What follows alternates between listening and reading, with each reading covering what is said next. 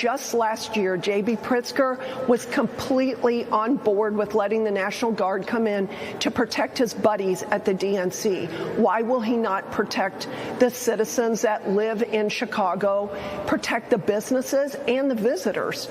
It's absolutely President Trump's responsibility as a leader, which is what he said. He cares about the people, and he's proving it, and he will do what he said. He will be showing up.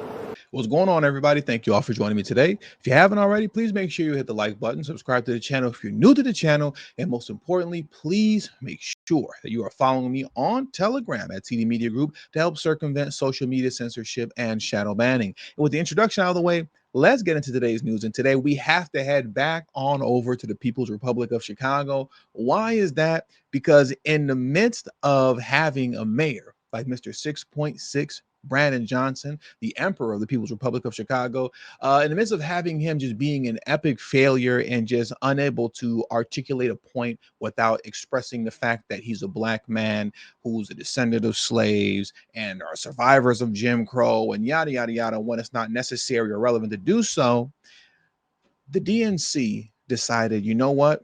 It's time to bring in the big guns. Who is that? They blew the dust off of Lori Lightfoot, ladies and gentlemen. Big Lori is back. Yes, indeed. Lori Lightfoot has entered the building. Big Lori has entered the building. She was definitely a character back when she was running the town. And I'll tell you one thing for sure. I bet you that in Chicago, they wish that they would have voted her in for a second term over Brandon Johnson. They are dying to have Mayor Lori Lightfoot over Brandon Johnson. And apparently the DNC is too. That's why they blew the dust on her, off of her, and brought her back out. How many of you remember she used to love wearing suits like this, these little gangster outfits once it got cold outside? Yeah, Shane, we're going to line the Republicans up and mow them down, Shane. She used to love wearing stuff like this. Yeah, she's back. She's back. But, you know, I don't want to beat a dead horse. Before we get too deep off into, you know, what she was discussing on CNN, what I want to do first is that I actually want to start here with Representative, I believe her name is Delia Ramirez, right? I want to take a moment to play this clip from Delia Ramirez in which she's discussing openly obstructing justice as it pertains to ICE raids that are scheduled to happen in Chicago, right? I want to play that because I think it's very important that we get this on record, that this is the type of rhetoric that's coming from the DNC. That's causing their own constituents to put themselves in harm's way, to which they can find themselves, you know, on the wrong side of the law concerning federal law enforcement. And then all of a sudden, you know, you're getting slapped with Fed charges because you decided to listen to a DNC lunatic that told you to obstruct, when you should have just at best observed. So now let's get into what she had to say, and then we're going to unpack a little bit more of her and then get into Big Lori after the fact. But first, let's jump into this clip. We have to continue to resist, and this moment demands courage. It demands us to understand that we must obstruct and do everything we can to oppose any of these authoritarian actions against our cities. So I don't, she just said it as clear as day. She's telling Democrat constituents to obstruct justice, to get in the way of federal law enforcement, whether they be ICE or eventually at some point the National Guard. That's really all there is to say. You know, these people are putting their own people in harm's way. And for those of you who don't remember who this woman is, let me remind you, this is the same woman here that stated, and I should say she pledged her allegiance to Guatemala over America. And mind you, this woman is a congresswoman out of Illinois. She's a congresswoman. Many of you may remember this here. Democrat Representative Delia Ramirez at a summit in Mexico City this weekend tells the audience while speaking in Spanish, quote, "I'm a proud Guatemalan before I'm an American." This is what she stated out of her own mouth. And when she had an opportunity to clear that up, do you think she did it? No, she didn't clear it up at all. She put out a statement, you know, and she talked around it. but she didn't deny it. And this is what she had to say in her statement here. I'll read it very quickly. It's a relatively short read. She stated this. Let's call it what it is. Today's attacks are a weak attempt to silence my dissent and invalidate my patriotic criticisms of the nativist white supremacist authoritarians in government. It is the definition of hypocrisy that members of Congress who betray their oath each day they enable Trump are attacking me for celebrating my Guatemalan American roots. You got to love how they flip the script and play victim. That is not what you said, and you're not denying it either. You clearly stated, I am a proud Guatemalan before I am an American. You weren't celebrating your Guatemalan American roots.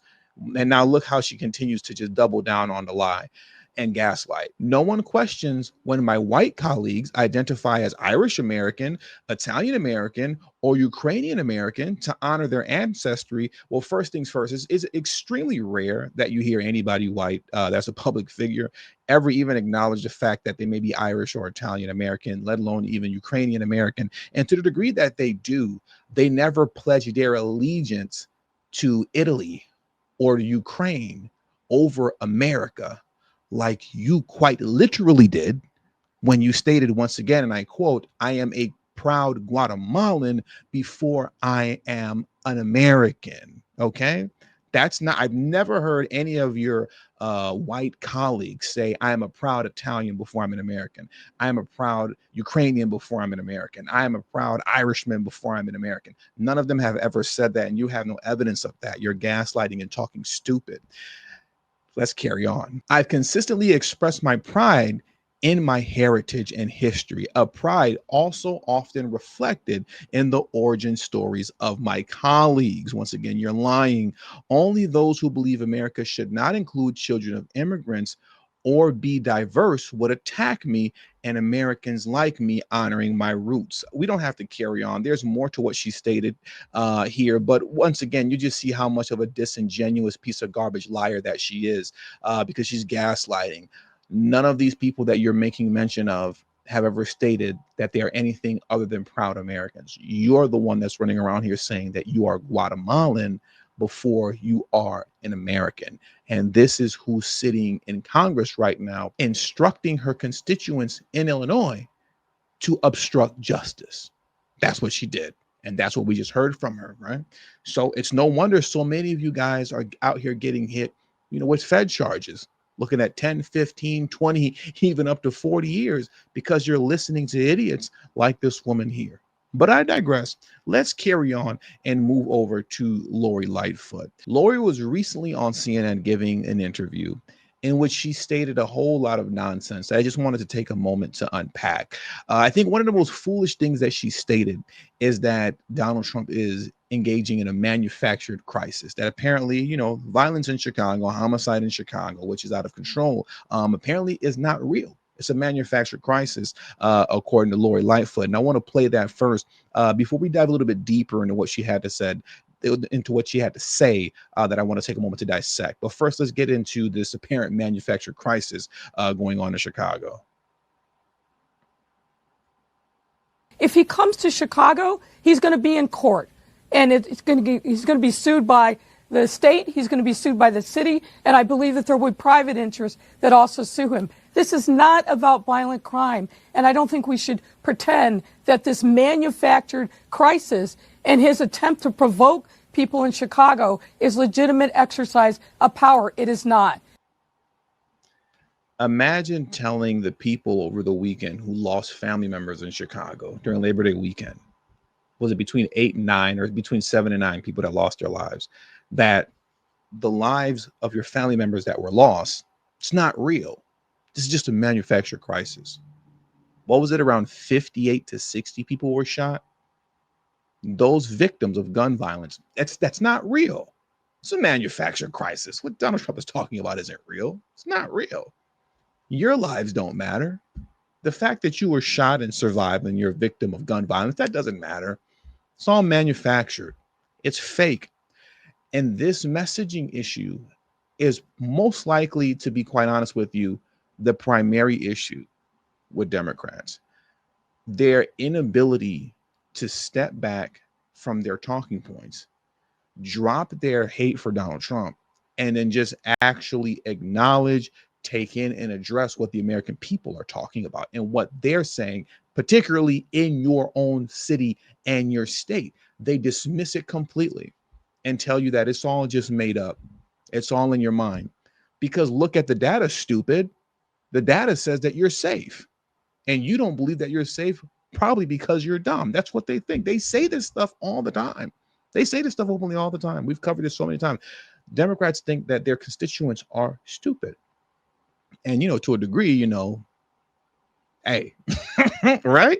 But you're not supposed to say that if you're trying to win office.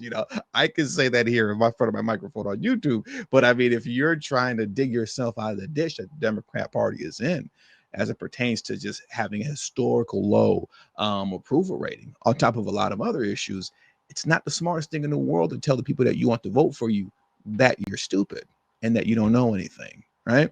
But here's where it gets even worse. Lori Lightfoot is getting ready to sit here and tell you that Donald Trump's data and statistics and everything concerning crime in Chicago is made up. So she's going to carry on with this idea that our eyes don't see what we're seeing and that the voices coming from the people of Chicago aren't real. Apparently, all of this is fake and it's all made up.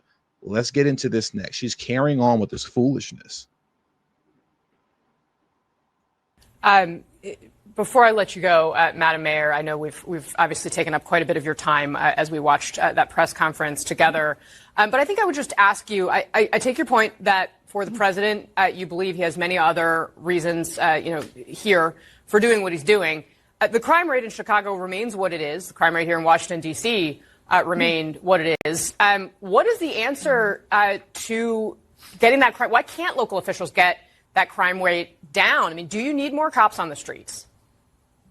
Listen, the crime rate has gone down. You heard the numbers of decreases in homicides and shootings and other violent crimes that have gone down and have been going down for the last 4 years.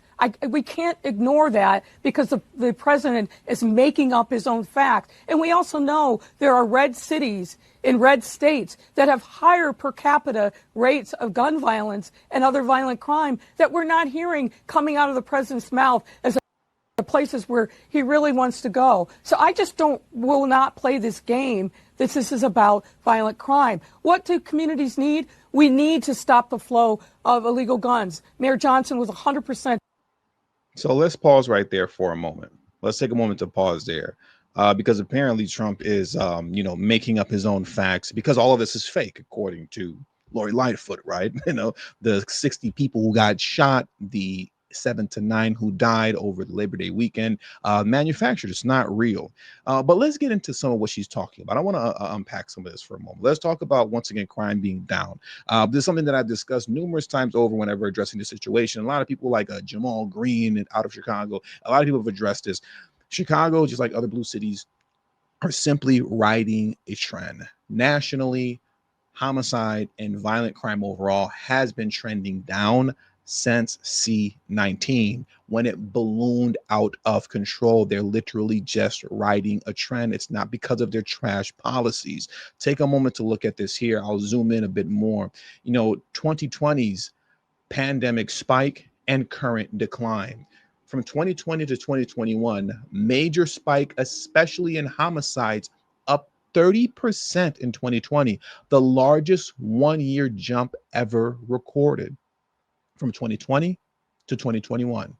And then what happened since then over the course of the last 3 years, from 2022 to this current date, 3 consecutive years of decline with murders, robberies, and aggravated assaults trending down toward pre-pandemic levels.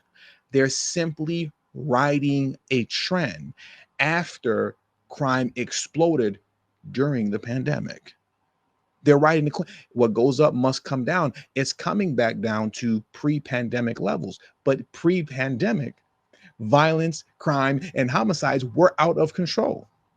And as Jamal Green, who's a local, I hate to say activist because that's just such an overused term these days, you know, but I'll say that for lack of better words now. Jamal Green, as many of you all know, I played his video clip already before, you know, the activist out of Chicago, right? Like he stated, they're getting ready to hit and are on track to hit their 2019 homicide and shooting numbers. So when you're saying that crime is down from what? Crime is down from it being inflated due to the pandemic. But as it pertains to being lower than your pre-pandemic numbers, no. You're headed to the same rate that you were at in 2019 when homicides and violent crime were still considered through the roof compared to the rest of the United States.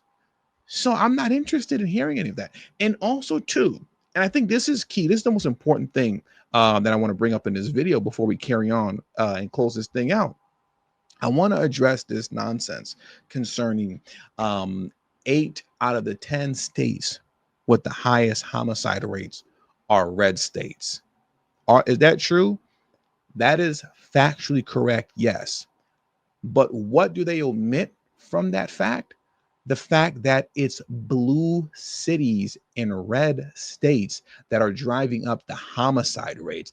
This is from Axios. I don't even have to bother reading the article here. We just can read the headline and look at the data that they have on the front page here, where homicide rates are highest, blue cities in red states. I'm going to read that one more time. Once again, this isn't Fox News. This isn't the New York Post. This is the left-leaning Axios, where homicide rates are highest, blue cities in red states. It's blue cities with DNC policies that are driving up the homicide rates in these red states. Look at this here. Out of the top 20, right? The top 20 cities with the highest homicide rates, according to Axios' studies and the data that they went through, only one, Shreveport, Louisiana, was a red city. Only one out of 20. The other 19 were all blue cities. The overwhelming majority of them being blue cities in red states. So then the question becomes, why focus on, let's say, Chicago or New York and cities like that, right?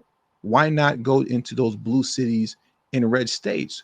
Well, when it comes to Chicago, New York, LA, the big three, these cities are the pillar of America. These cities are international cities, not just millions of people coming here for vacation, but people coming here to engage in international commerce, engage in business. When you're talking about Chicago, New York, Los Angeles, San Francisco, and we can't forget Washington, D.C., these cities are the pillar of this country. These are the cities that everyone from all over the world come and flock to. You have to clean up these major cities first before you address any other place. Because how are you going to have people coming from all around the world to visit these major cities just for them to be hellholes, for them to be dumpsters? That's embarrassing and it's ridiculous. Listen, nobody's visiting or doing international business or going on vacation to Shreveport, Louisiana. No disrespect. No disrespect. Nobody's going to Birmingham, Alabama. No disrespect, but nobody's going there, right? You have to address the economic hubs of America, which are the big three, New York, LA, and Chicago, and then you can work your way down from there. But let's not move away from the fact and the reality that it's DNC policies that are driving up homicide rates.